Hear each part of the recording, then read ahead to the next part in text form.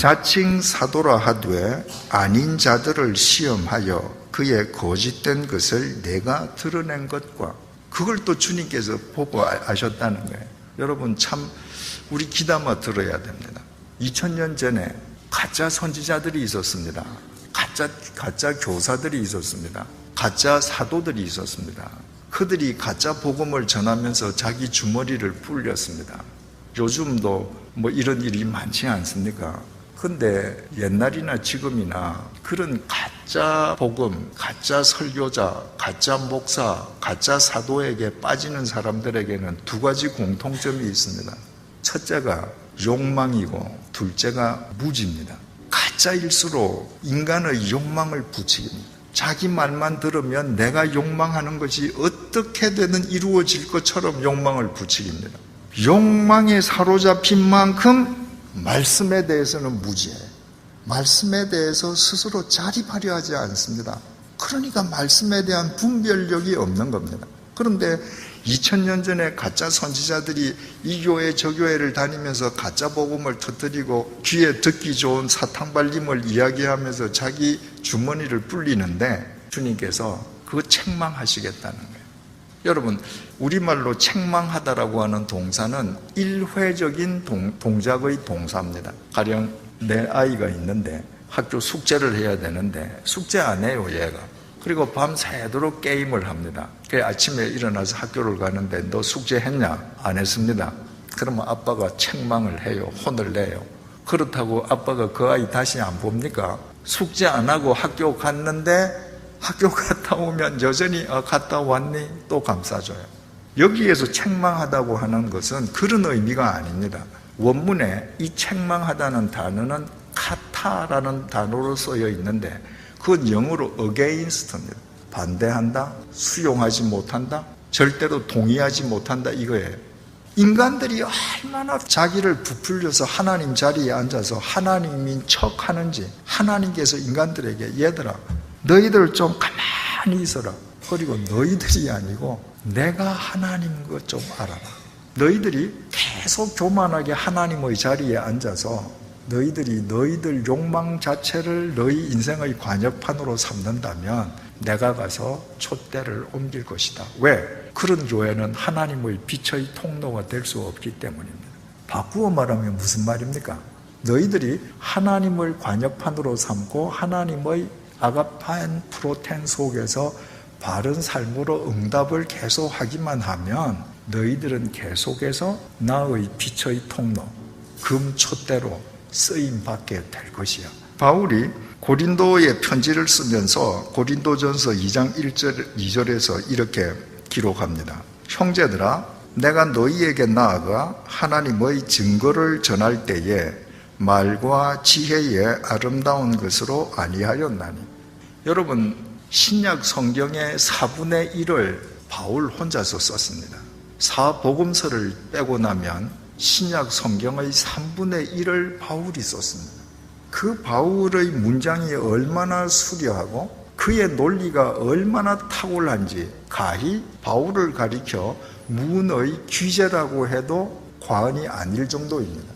근데 바울은 뭐라고 지금 얘기하는가? 나는 너희들에게 편지하고 내가 예수를 믿고 예수를 전할 때에 나는 한마디도 미사여구를 쓰지 않았다. 내 문장력을 뽐내려고 한 적이 없다. 내가 핵심을 둔 건 뭔가? 내가 너희 중에서 예수 그리스도와 그가 십자가에 못 박히신 것 외에는 아무것도 알지 아니하기로 작정하였습니다. 내가 수많은 글을 썼다 할지라도 그 핵심은 예수 그리스도와 예수 그리스도의 십자가뿐이다. 예수님의 손이 십자가에 못 박히셔서 피를 흘리셨습니다. 우리가 손으로 지은 죄에 대한 하나님의 심판이 우리를 패스오버 되게 해주시기 위함입니다. 예수님의 발에 십자가가 못 박혀서 피를 흘리셨습니다.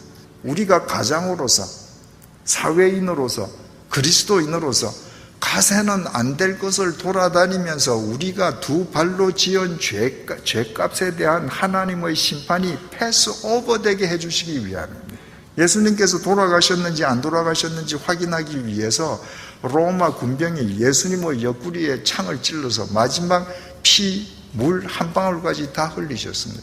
우리가 썩어 문드러질 이 몸뚱아리로 지은 죄에 대한 하나님의 심판도 패스오버 시켜주시기 위함입니다.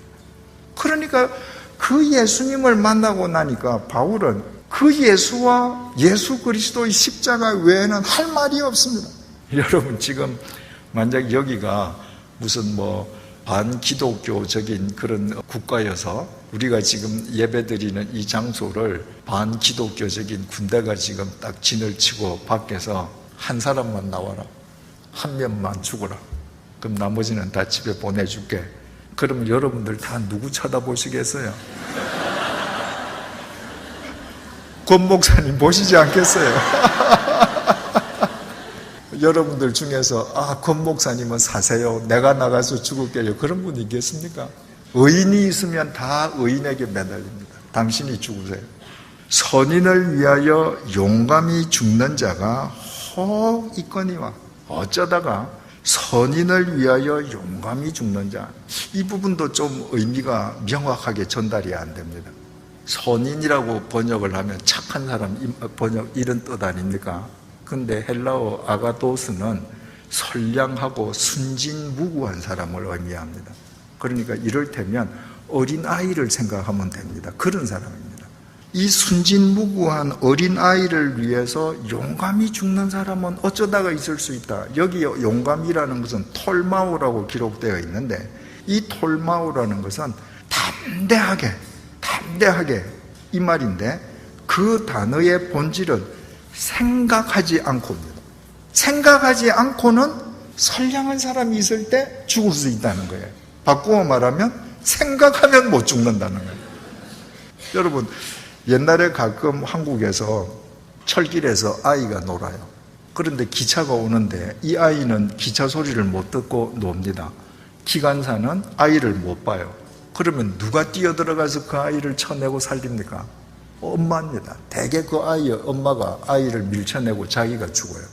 순진무구하고 그 선량한 자기 아이를 위해서 엄마가 생각 없이 뛰어드는 겁니다. 만약에 그 순간에 엄마가 생각해 보십시다. 저 기차가 시속 60km로 오는데 내가 지금 여기에서 시속 10km로 뛰어가서 저 아이 쳐내면 시계를 계산하니까 내가 0.1초 사이로 치여 내가 죽겠네. 절대 못 들어갑니다. 순진무구한 어린이를 위해서 생각 없이 죽을 수는 있거니와, 우리가 아직 죄인 되었을 때 그리스도께서 우리를 위하여 죽으심으로 하나님께서 우리에 대한 자기의 사랑을 확정하셨느니라. 우리는 흉측한 죄인들이었습니다. 여러분들께서 가령 전과 한 10번만 된다 그러면 여러분들 한 방에서 같이 지내고 친하게 사귀시겠습니까? 그저 관계를 맺어도 형식적인 관계 아니겠습니까? 근데 우리는 어떤 존재입니까? 하나님 앞에서 하루에 한 번씩만 하나님 모르시겠지 하고 죄를 지어도 하루에 한 번씩 올라가는 거 아니에요? 한 달이면 전과 30번, 1년이면 365번, 저처럼 70년을 넘게 살았으면 도대체 몇 번입니까? 그런 전과자를 위해서 세상에 누가 죽어줍니까? 그런데 우리 같은 전과자를 위해 주님께서 패스오버의 은혜를 베풀어 주기 위해 십자가에서 돌아가심으로 당신의 사랑을 확정하셨느니라. 그 사랑이 뭐예요? 아가펜 프로텐, 궁극적 사랑입니다.